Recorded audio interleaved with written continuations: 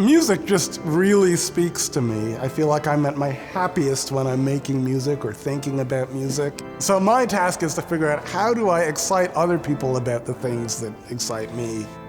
I think it's important that music communicates something to the listener, and as a player, you're sort of an intermediary between the composer and the audience. You're trying to get a sense for what's behind the musical notation. What is it in the notation that might have had a different meaning to performers looking at the music 300 years ago? What you see on the page might only be part of the story. And so by studying the conditions under which the composer worked and getting a sense of what music was important to them, who they knew, what the music was used for, it can give you a much richer sense of what you can add to your performance and think about what was novel about this and how can I play this and excite people about this and make it feel as if it was composed today. I recorded a piece by Samuel Coleridge Taylor, who's an English composer of African descent. My interest in African-American composers is actually fairly new, and it's something that's really growing right now. I'm very interested in the African-American spirituals. I think there's a vitality in the music. This music came from a place of incredible hardship. There's a kind of mournful quality to some of the spirituals, but there's also a sense of hope and a sense of joy.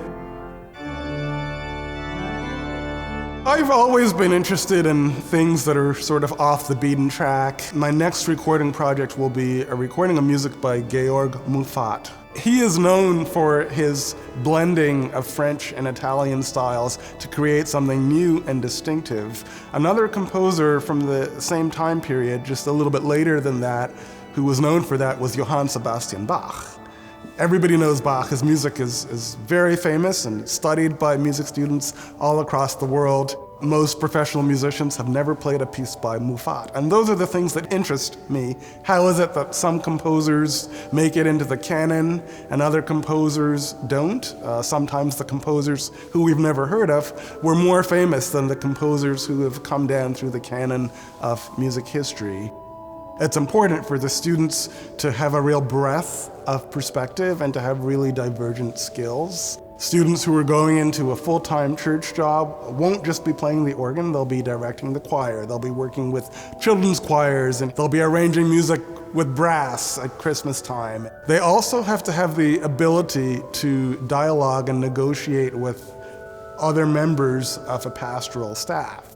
Notre Dame really sets them up well for that. I found it to be a very collegial and supportive atmosphere. We have faculty in so many disciplines that are doing cutting-edge work.